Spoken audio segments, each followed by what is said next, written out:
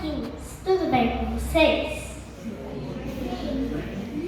Que bom! Eu quero fazer um convite hoje para vocês. Vamos estudar a Bíblia juntos? Sim. Agora, antes eu quero fazer uma perguntinha. Quantos aqui gostariam de ir morar no céu?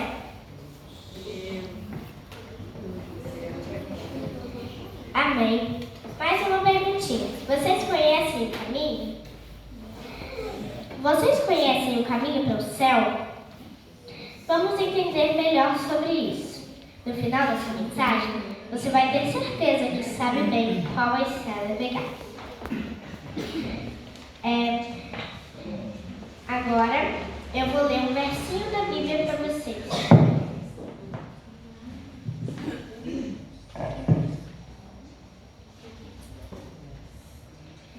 Entrem pela porta estreita, pois a porta larga é a porta e ampla.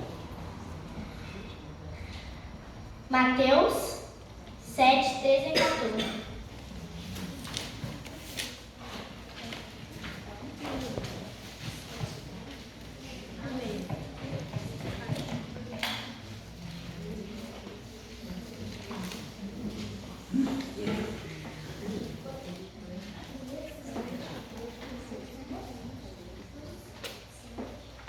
Amém? Amém. Entrem pela porta estreita, pois a porta larga é a porta e amplo o caminho que leva à perdição, e são muitos que entram por ela. Como a estreita porta e apertado o caminho que leva à vida, são poucos que encontram. Meus irmãos, esse texto nos dá uma dica, que são poucos que encontram a porta estreita porque ela é apertada. O que isso significa? Que muitos se perderão nesse mundo tenebroso e espinhoso. Mas isso não vai acontecer conosco, em nome de Jesus. Amém. Prontos para começar nossa grande aventura? Elias, o profeta do fim. Vamos fazer uma oração antes dessa história? Oremos. Querido Deus, amado Pai, obrigada que estamos aqui e abençoe cada um. Abençoe também as pessoas que não vieram. Em nome de Jesus, amém. Amém. Agora vamos começar. Era uma vez um profeta chamado Elias. O que isso significa? Um profeta significa que ele recebia mensagens de Deus para entregar ao povo. Elias recebeu uma mensagem que era para ele ir até o rei Acabe e a rainha Jezabel falar que não vai ter mais chuva até que ele diga. E de repente, o céu ficou seco sem nenhuma gota d'água, a terra rachada. E Deus cuidou de Elias. Então mandou ele ir para uma caverna onde tinha um riachinho e comia as comidas que os corvos traziam. Peraí, corvos trazendo comida? Olha só como Deus quer proteger a gente de todas as maneiras, mas muitas vezes a gente não vê ou não aceita. E continuando nossa história. Depois de um tempo, quando o riacho secou, Deus mandou Elias ir até a casa de uma viúva que estava prestes a comer sua última refeição. Elias chegou lá e antes dela comer, Elias pediu para ela que fizesse um pãozinho para ela primeiro e prometeu que não ia deixar trigo e azeite faltar até que chovesse novamente. E a mulher acreditou e aconteceu como Elias disse. Depois de Elias terminar, não faltou mais azeite e nem trigo. Amém. Elias ficou com a viúva E depois de 3 anos de muita seca, Deus falou para Elias e até o rei Acabe e a rainha Jezabel de novo. E Elias foi e desafiou eles em uma competição no Monte Carmelo. E eles aceitaram e foi uma grande competição. Imaginem só, meus irmãos. Estavam 450 homens, os profetas de Baal e um do Deus verdadeiro. Mas Jesus, ele pode competir até com o mundo inteiro, mas ele sempre vai vencer. Amém. E ele estava lá e os profetas de Baal foram lá. Dançaram, gritaram, berraram, choraram, mas nada aconteceu. Elias ficou zoando deles, falando: gritem mais alto, ele não é um Deus? Ele deve estar meditando, orando para ele mesmo. Ele é um Deus, ele deve ser rico, então ele deve estar viajando. Gritem mais alto, ele precisa ouvir. Talvez ele esteja dormindo.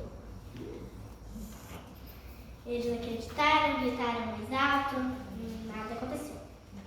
Meus irmãos, foi triste para eles, mas para mim foi engraçado e merecido, viu? E quando chegou a vez de Elias mandou encharcarem no altar.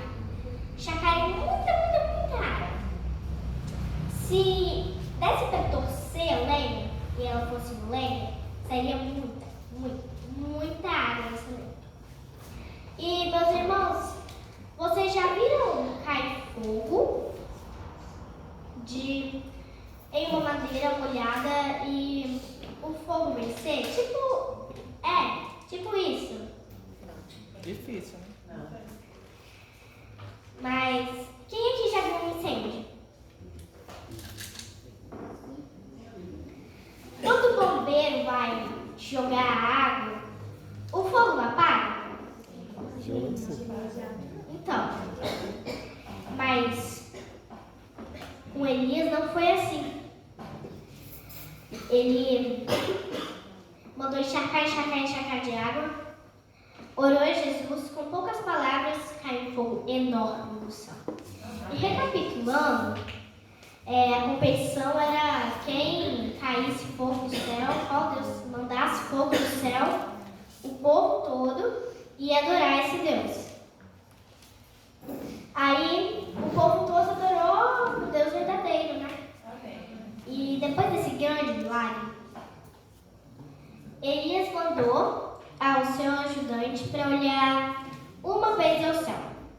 Ele olhou, não tinha uma gota d'água, uma nuvem. O céu estava seco ainda. E pediu para olhar mais 5 vezes no céu. Ele olhou, nada. Pediu para olhar mais uma vez no céu.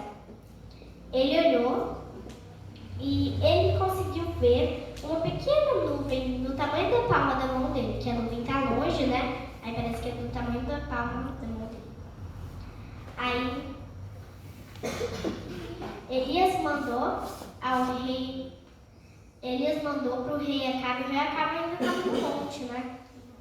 Pedindo, falando no Baal: Baal, por que você não mandou fogo do céu? Elias ainda estava no monte. E Acabe. E Elias mandou o rei Acabe voltar para sua casa, porque ia ter uma grande chuva, e se ele não voltasse, a chuva não ia deixar ele voltar. E depois desses milagres, Elias não parou de realizar milagres. Jesus mandou muitos desafios para ele. E, por em primeiro lugar, Jesus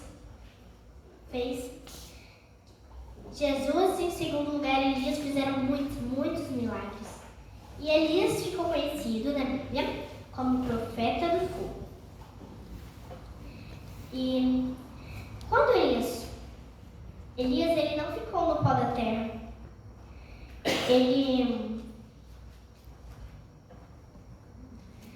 Jesus mandou um redemoinho de vento, tipo um furacão.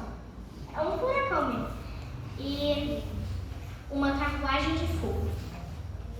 Ele subiu na carruagem e ele foi levado ao céu. Amém. Então, meus irmãos, Elias foi ao céu pela sua coragem e fé. E também Jesus ficou muito feliz com ele lá no céu. E tenho certeza que também vai ficar feliz em breve com a gente também. Amém. E agora vamos contar a história de Enoque.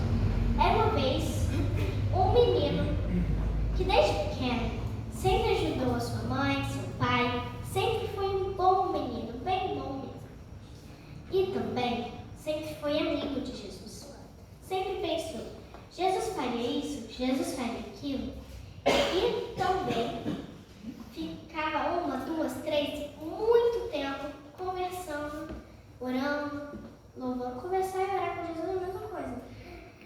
Orando, louvando a Jesus. Ele sempre foi um bom menino, em tudo mesmo. Ele perguntava a Jesus isso. Vou dar um exemplo. Ele ia comer uma comida. Pedia e falava a Jesus, Jesus, essa comida vai me fazer bem? Jesus falava que sim, e ele comia. Se Jesus falava que não, ele não comia. Mesmo se a comida fosse muito apetitosa, ele sempre obedeceu a Jesus. E andando com Deus, sendo amigo de Deus, Jesus pensou, mas não tem mais sentido. Porque eu estou sempre andando com Enoque. Então, como que ele... Então, não faz sentido, porque eu não estou sempre andando com ele. Vamos dar ele para o céu. De repente, Enoque desapareceu. Enoque desapareceu e... Por que ele desapareceu? Ele foi ao céu e ele sempre andava com Jesus. Por isso que ele foi ao céu. História linda, né, meus irmãos? Agora eu vou mandar o sonoplista colocar o texto de Ellen White para estar escrito no livro de Primeiros Escritos. O Senhor me proporcionou uma vista de outros mundos. Foram-me dadas asas e um anjo me acompanhou da cidade a um lugar fulgurante e glorioso. Então fui levada ao mundo que tinha 7 anos. Vi ali o bom e velho Enoque, que tinha sido transladado. Em sua destra tinha uma palma resplandente, e em cada folha estava escrito Vitória. Pendia-lhe da cabeça uma grinalda branca e deslumbrante, com folhas, e no meio de cada folha estava escrito Pureza. E em redor da grinalda havia pedras de várias cores que resplandeciam mais do que as estrelas. Na parte posterior da cabeça havia um arco que rematava a grinalda, e nele estava escrito Sanctitude. Sobre a grinalda havia uma linda coroa que brilhava mais do que o sol. Perguntei-lhe se este era o lugar para onde fora transportado da terra. E ele disse, não é minha morada, é na cidade aqui. Eu vim visitar este lugar. Ele percorria o lugar como se realmente estivesse em sua casa. Pediu ao meu anjo assistente que deixasse ficar ali. Não podia suportar o pensamento de voltar a este mundo tenebroso.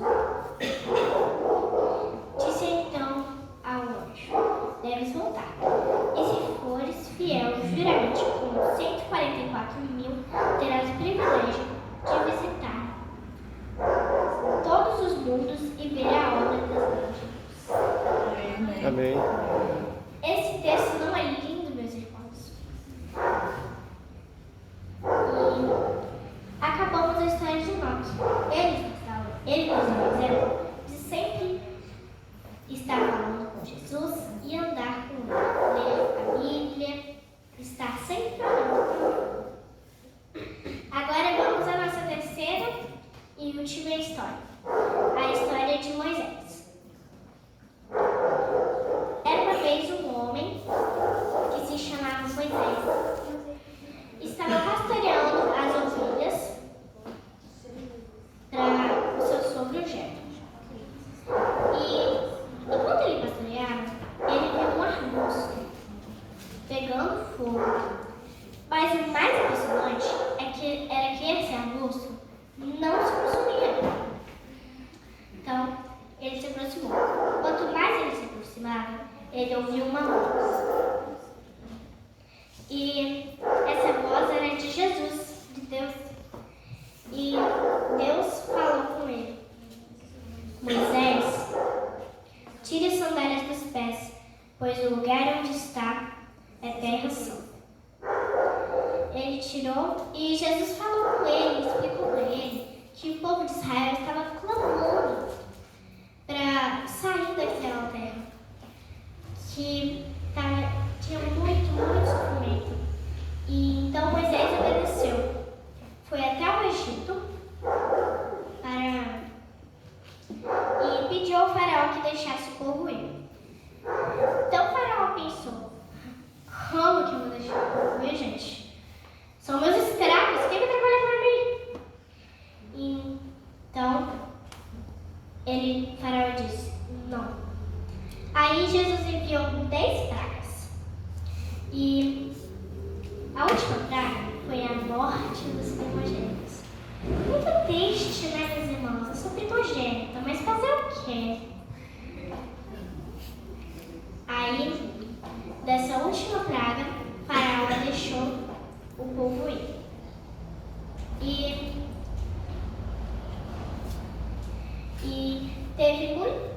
E eles ficaram 40 anos seguindo no deserto, né?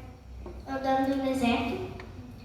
E um dia Deus mandou Moisés subir ao monte.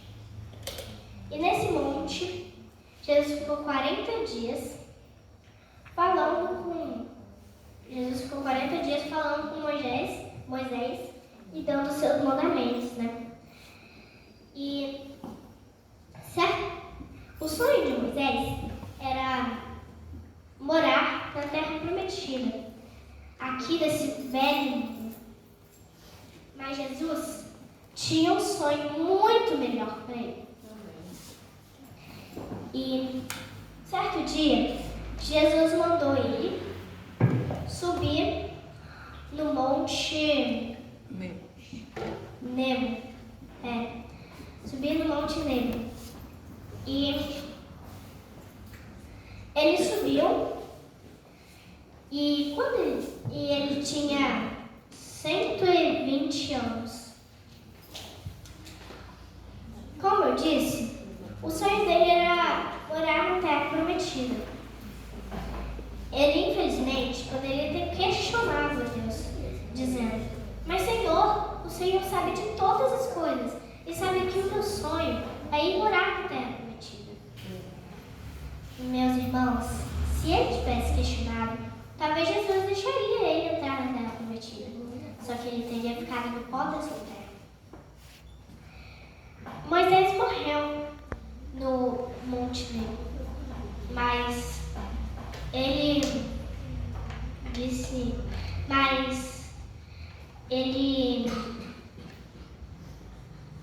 foi ressuscitado. Ele foi ressuscitado por Jesus e Jesus levou ele para o céu.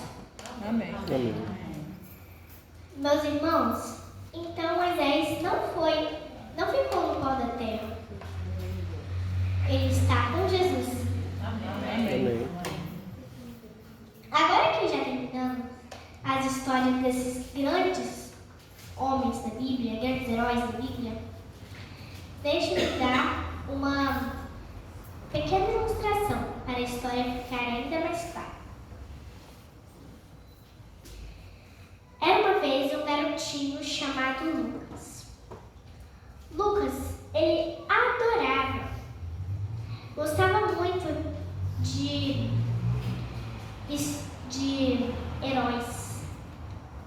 heróis, né? E principalmente aqueles que encontraram um grande tesouro. Certo dia, na biblioteca de sua vida, ele encontrou um mapa em um livro. E como ele adorava heróis que encontraram grandes tesouros, ele decidiu seguir o mapa.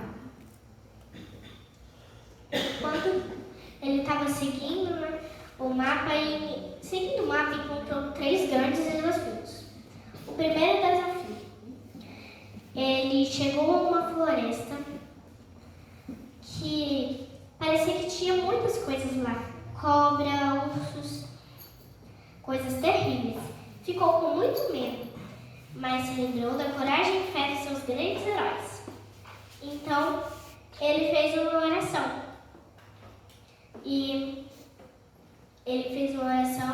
E depois dessa oração, se sentiu com mais coragem, fé e perseverança. E foi em frente, seguiu em frente. O segundo desafio foi uma montanha íngreme. Ele chegou a uma montanha muito íngreme, parecia impossível de escalar. Mas ele se lembrou de tantos milagres que Jesus realizou por muitas pessoas e quantos desafios que eles tiveram que enfrentar. Então, ele decidiu tomar coragem e subiu.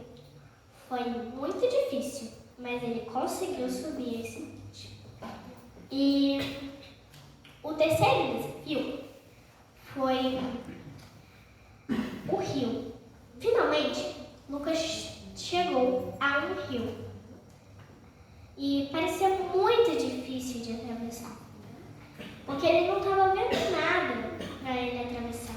Inclusive parecia que tinha jacaré, parecia que o rio também era muito fundo.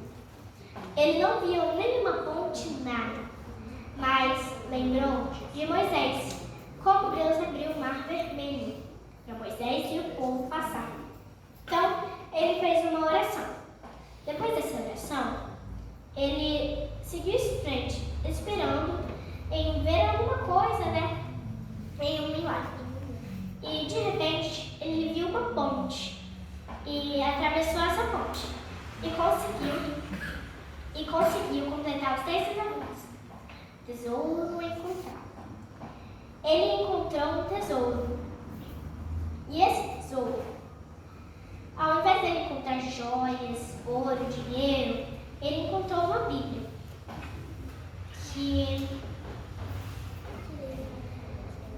Ele encontrou uma Bíblia e ele entendeu que dinheiro, joias, ouro, prata não era nada diante de Jesus. A Bíblia, ele ia conseguir chegar ao céu e ver Jesus.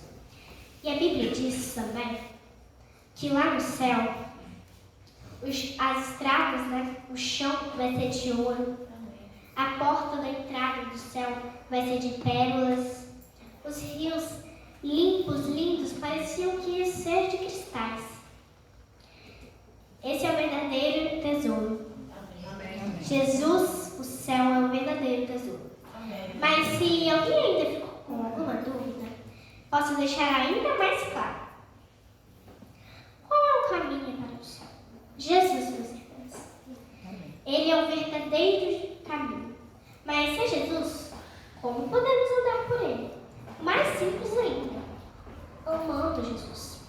Você se casaria, moraria com alguma pessoa que você não gosta, não ama? Eu não. No meu futuro, né? E acho que vocês também não, né?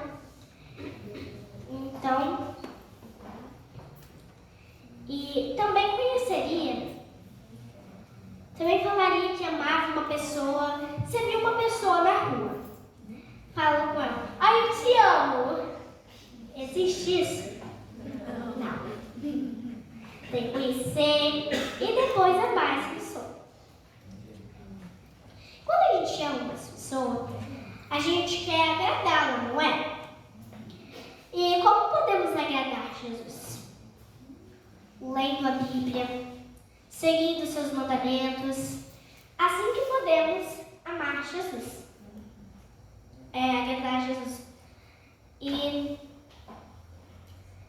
meus irmãos, hoje é um dia de aprender a amar Jesus. Aqui é o lugar de aprender a amar Jesus. E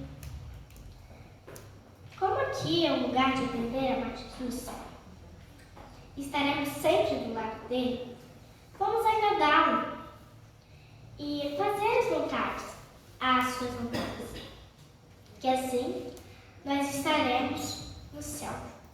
Amém. Meus irmãos, termino fazendo a maior de todas as perguntas. A pergunta mais importante da sua vida inteira, que reflita bem antes de responder ela. Você ama Jesus e quer morar com Ele? Levante suas mãos. Amém. Todos querem ver. E todos nós vamos estar lá. Amém.